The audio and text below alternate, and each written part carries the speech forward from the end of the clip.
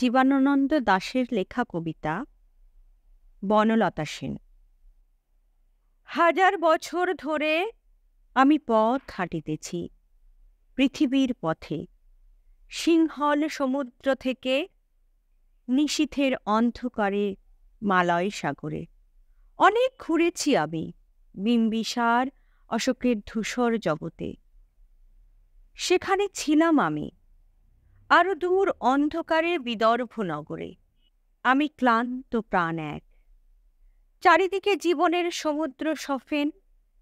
আমারে দুদণ্ড শান্তি দিয়েছিল নাটোরের বনলতা সেন।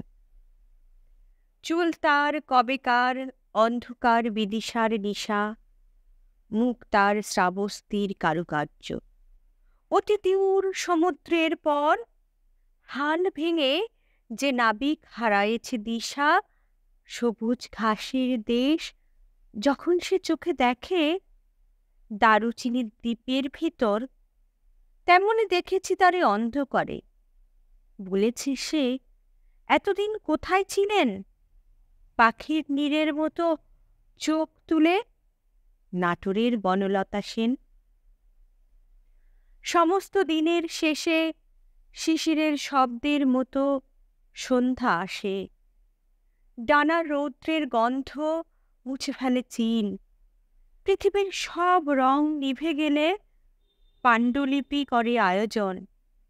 তখন গল্পের তরে জোনাকির রঙে ঝিলমিল। সব পাখি ঘরে আসে, সব নদী ফুরায়, এ জীবনের সব লেনদেন। থাকে শুধু অন্ধকার, মুখোমুখি বসিবার।